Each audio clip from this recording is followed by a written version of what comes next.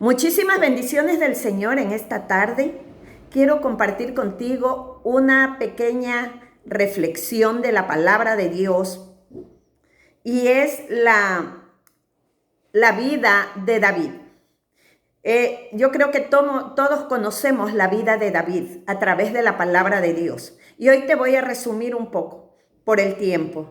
Y dice que David era un joven pastor de ovejas, pero era un hijo obediente y amaba a Dios. Pero Dios lo escogió para que sea rey de Israel. Entonces un día Dios le habló al profeta que tenía que ir a la casa del papá de David, porque ahí estaba el personaje que Dios había escogido para ser el nuevo rey de Israel. Cuando el profeta llega a la casa del papá de David, el papá de David llamó a sus hijos, pero menos a David. Ni se acordó de David, como David era el pastorcito de oveja, ni se acordó de él. Entonces se los presentó al profeta a sus hijos, y el profeta también pensaba, viéndolos a los jóvenes, él decía, a lo mejor es este o es este, porque él estaba viendo físicamente. Pero Dios le dijo, no es ninguno de los que están ahí, porque yo no veo como tú ves. Entonces, el profeta le dice al papá de David, ¿no tienes otro hijo? Y le dice, sí, tengo mi hijo David, que es pastor de oveja, y lo mandaron a llamar. Cuando llegó David, y Dios le dijo, él es. Y dice que David era un hombre muy parecido, pero era bajo de estatura. Y bueno, ese día David fue ungido. Ungido porque Dios lo envió a ungir para que sea el rey de Israel.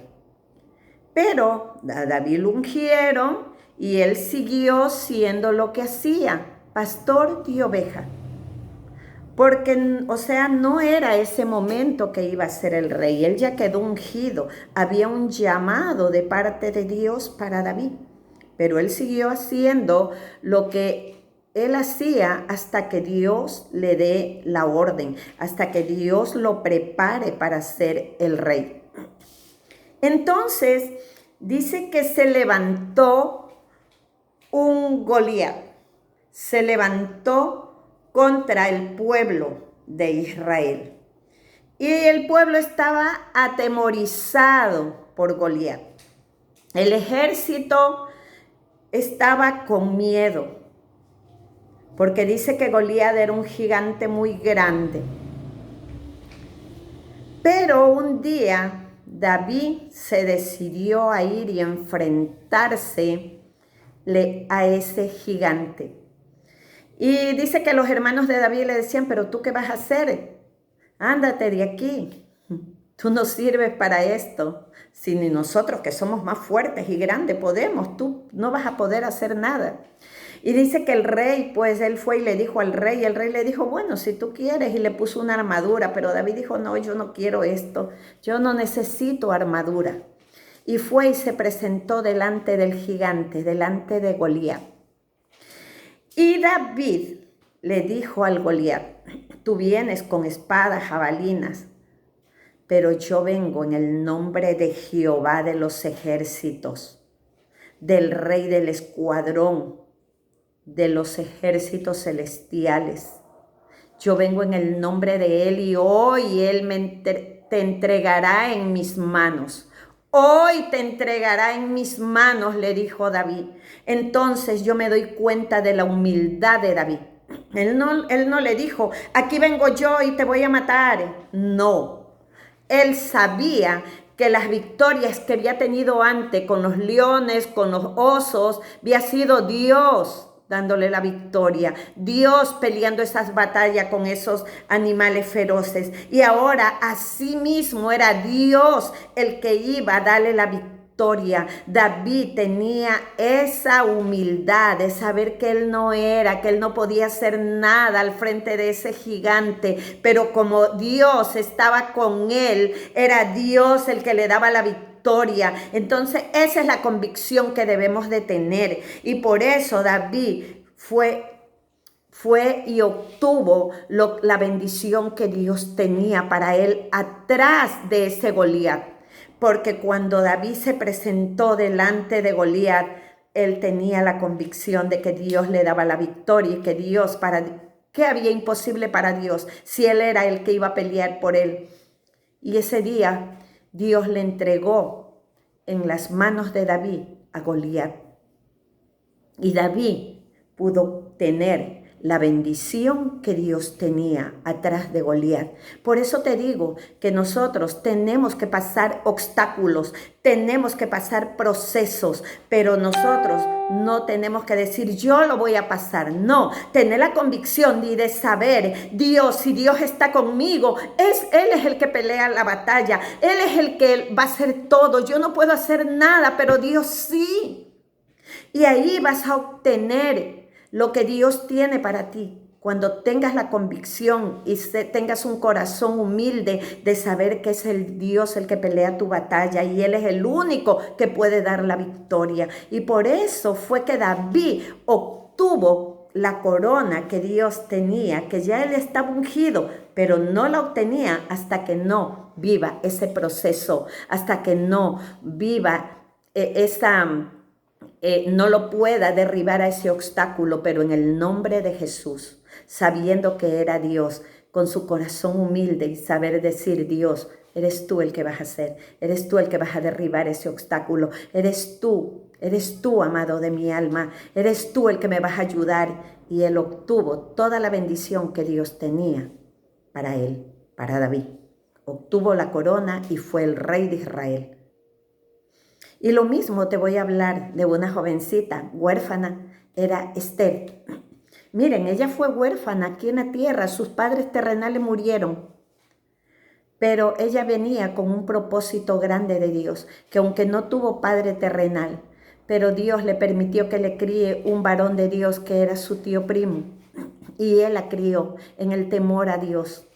Por eso, ella era una mujer llena de la gracia de Dios.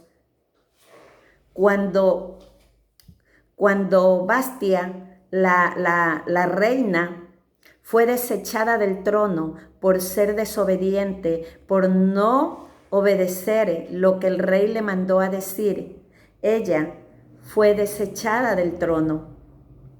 Ella le quitaron la corona y perdió la identidad de reina, pero por desobediente, porque ella, como era una mujer tan guapa, era una mujer tan hermosa, ella pensaba que lo tenía todo, pero ella estaba vacía por dentro, porque no tenía al Dios todopoderoso que tenía la mujer humilde, la mujer llena de gracia de Dios, la mujer sabia que era Esther.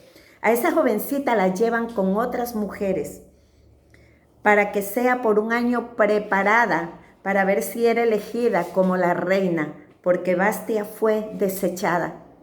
Y en ese año ella fue preparada y llegó el día de presentarse delante del rey. Entonces dice que les pusieron muchos atuendos, muchas cosas para que se vistan y cada una vea cómo se iba a presentar delante del rey. Y bueno, dice que todas eran casi afanadas, viendo que querían ponerse muchas cosas.